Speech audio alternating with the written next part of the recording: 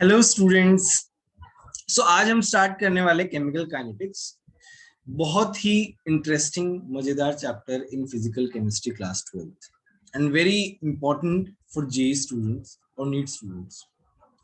Now chemical kinetics में थोड़ा mathematics ज्यादा है तो वो भी हम पढ़ेंगे। पहले हम समझते हैं what is chemical kinetics. Now to understand what is chemical kinetics, let's look at this reaction. नाउ ये मेरा केमिकल रिएक्शन है। In this chemical reaction, A is getting converted into B. A हमारा reactant है, B हमारा product। Now, for any chemical reaction, there are three aspects to be considered.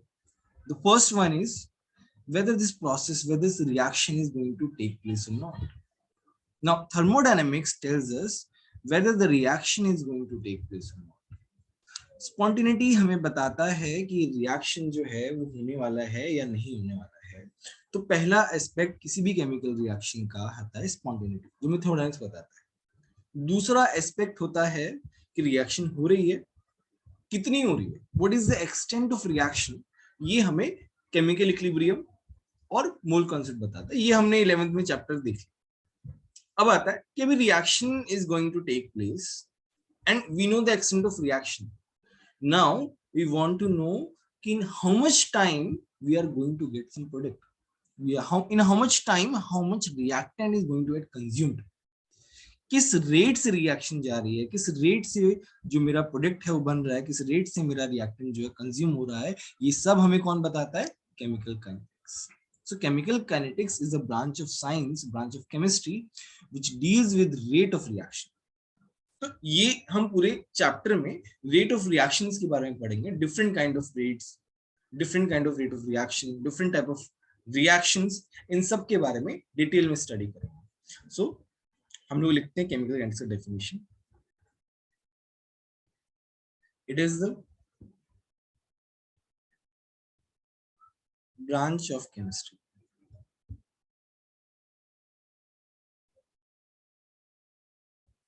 which deals with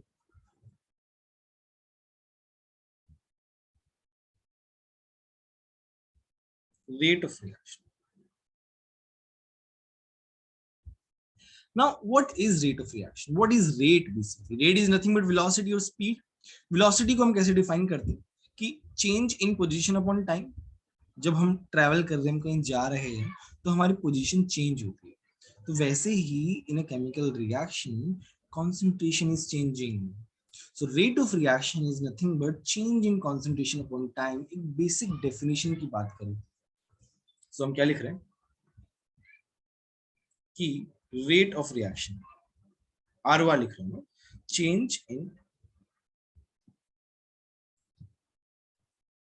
concentration upon time. अच्छा, इसका unit क्या हो जाएगा? Concentration का unit होता है मोल पर litre upon second, if we are measuring time in second. Okay, तो ये हमारा केमिकल काइनेटिक्स हो गया। अभी हम थोड़ा सा रेट के बारे में पढ़ते हैं कि किस टाइप की रेट्स होती है। टाइप्स ऑफ रेट एक बार देख लेते हैं क्या होता है। Next is types of rate. अच्छा, इसमें पहला है हमारा वेरी फास्ट। अच्छा, कोई भी there are different type of reactions. कुछ बहुत जल्दी होती है, कुछ बहुत टाइम लगाती है, कुछ फाइनाइट टाइम लगाती है। तो बेस्ड अपॉन कितने टाइम में वो रिएक्शन कंप्लीट हो रही है, उसके बेसिस पे रेट को डिफाइन किया है, रेट को क्लासिफाई किया है basically. The first one is very fast reactions. तो वेरी फास्ट मींस जो सेकंड्स में हो जाए, हमें पता ही नहीं लगे कितना टाइम, वो इतना जल्दी होगी। जैसे ही हमने रिएक्टेंट्स को डाला वैसे के वैसे हमें प्रोडक्ट मिल। जैसे हमारी ये वाली रिएक्शन जो प्रेसिपिटेशन रिएक्शन होती है, for example NaCl plus AgNO3। now in this reaction AgCl is getting precipitated. Okay, so precipitate is going to form. It's very fast reaction, very difficult to predict the rate. Next is very slow. Very slow में famous example आता है rusting of iron. Months लग जाते हैं, years लग जाते हैं rusting के लिए। So slow reactions are basically those reactions which takes place in months, which get completed in months or years, you can say. So इसका example हमारा है rusting of iron.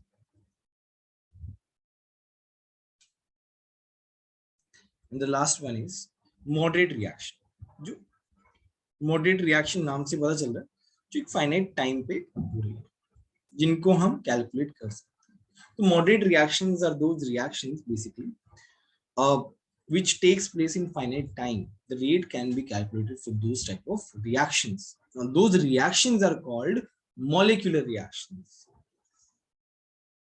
Finite time लगा रही है basically, जैसे तुम्हारा N2 है, वो क्या होगा 3 moles of H2 के साथ रिएक्ट करेगा और मेरे पास क्या बनाएगा 2 moles of NH3 बनाएगा. ठीक है, ये क्या हो गया मेरा मोलिकुलर रिएक्शन. अब ऐसे रिएक्शंस का हम रेट निकाल सकते हैं. In this chapter we will be dealing with molecular reactions, their rate of reactions. Okay, now चलो एक रिएक्शन को स्टडी करते हैं. For example, we have this reaction, very simple, in which stoichiometric coefficients are just 1 and 1. Now, in this reaction, A is getting consumed, B is getting produced. A disappear हो रहा है, B appear हो रहा है. तो मैं बोल रहा हूँ कि time t is equal to 0 पे concentration of A was C. Okay. Time t is equal to t पे concentration has become C2, which is nothing but C naught minus X. For B, let's say it is X. A से X निकल रहा है concentration, तो B में X produce होगा. तो हम बोल रहे rate of disappearance, because A is getting disappeared. Rate of disappearance of A. So it will be changing concentration. So यहाँ पे A is getting disappeared, so we are putting a minus sign here because the rate cannot be negative. Rate is always positive. Now we are putting a minus sign here. Final concentration was C naught minus X. Initial concentration was C naught. Now the rate has become. Now एक finite time interval पे देखते हैं, हमें concentration का पता भी चलता है कि T1 टाइम पे इतनी concentration थी, T2 टाइम में इतनी concentration है.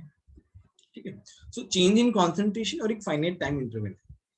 So उस टाइप की reactions, उस टाइप के rate को हम एवरेज रेट बोलते हैं. जैसे यहाँ पे जो x और t आया है, हम इसको बोलेंगे कि ये क्या है, average rate.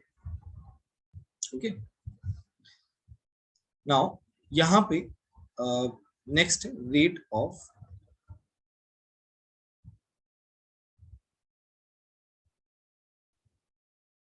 appearance of B, because B is getting appeared. So change in concentration, यहाँ पे we are putting positive sign because B is getting formed. Change in concentration, initial concentration was X, sorry, final was X, initial was 0 upon 90. Expect. Now both the rates are same. The rate by which A is getting disappeared is equal to rate by which B is getting appeared, because their coefficients are same. Okay, that's why they are same only. Now we were discussing about average rate in which in finite time interval the concentration is getting changed by finite basically. So if you want to draw a graph here, let's say we want to draw a graph here.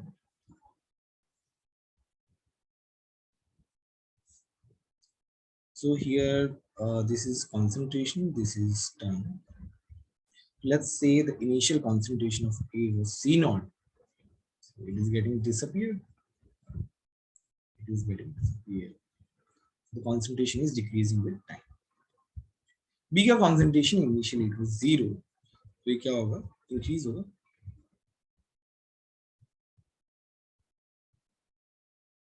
The graph will look like this. So let's say initial concentration is C naught, and this one is C naught minus X, and this one is X. Okay, so whenever we want to calculate average rate में what we do, we take finite times of concentration. So let's say at T2 concentration was CT2. So at T1 it will be CT2, T2 minus T1. This is the formula basically.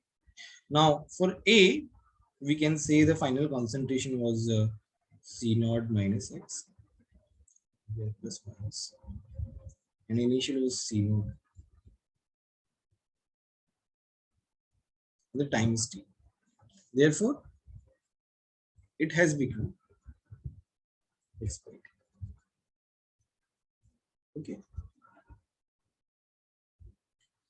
So this was about a very simple reaction A to B. Now we want to see when the coefficients are changed. What will happen then? So let's discuss that. So let's say now the coefficient of A is 2 and coefficient of B is 3. Then what will happen? I'm saying at T is equal to 0, concentration is C naught. T is equal to T पे ये हो गया C naught minus 2x. It will be 3x. Very simple. Now we want to calculate rate of A. So it will be C naught minus 2x minus C naught upon time 2. So it will be 2x by. Rate of B would be plus 3x minus 0. ये कितना आ गया 3x by. अच्छा यहाँ पे क्या देखो कि rate of A जो है वो 2x by t है, रेट ऑफ B जो है वो 3x by t है. तो ये जो है वो कोफिशिएंट की प्रोपोर्शनल है, right. Now rate of reaction यहाँ पे क्या होगा? रेट ऑफ रिएक्शन तो x by t. क्यों? क्योंकि x by t से ही तो रेट जो है वो हो रहा है पूरे रिएक्शन का. बिकॉज A जो है उसका कोफिशिएंट 2 है, that is why rate of reaction of A becomes 2 times of rate of reaction. तो यहाँ पे कोफिशिएंट की वजह से रेट ऑफ A जो है वो 2 टाइम्स हो गया, रेट ऑफ B जो है वो 3 टाइम्स हो गया. अभी if you want to establish a relationship between rate of reaction, rate of A and rate of B, then we will put like this. Rate of reaction is nothing but RA by 2, right? RB by 3. तभी तो तीनों equal.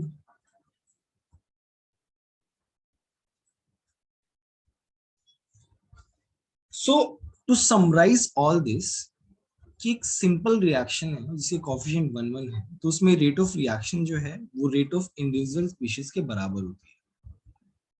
But when stoichiometric coefficients are changed, have been changed, then rate of reaction जो है वो depend करती है कि stoichiometric ratio क्या है. इंडिविजुअल स्पीशीज की जो रेट है वो हमेशा सेम ही रहेगी irrespective of the coefficient.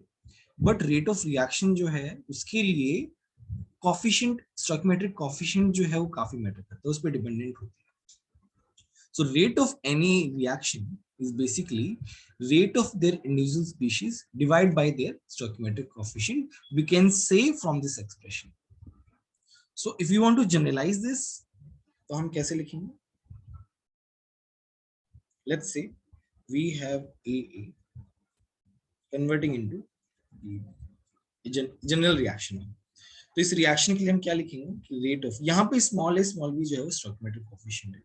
Rate of reaction is rate of A divided by A, rate of B divided by. So far we have established a relationship between rate of reaction and rate of individual species.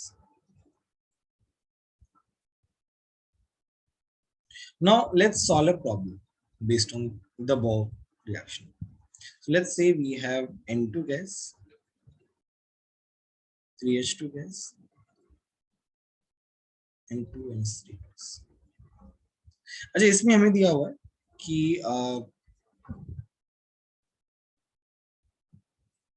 initial concentration of N2 is 3 molar. Initial concentration of H2 is 5 molar. And concentration of NH3 at time t is 1.5.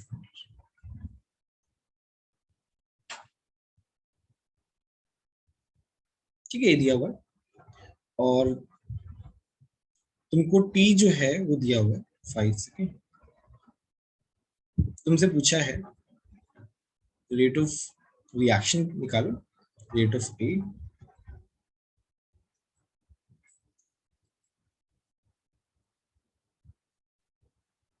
Rate of NH3, rate of N2 and rate of H2. ये सारी rates पूछी हैं basically. अब इस question को कैसे solve करेंगे? अब ऊपर जो हमने पढ़ा अब वो एक्सप्रेशन उसी से हमें सॉल्व करना है. जैसे हमने ये रिएक्शन लिखी N2 gas plus 3H2 gas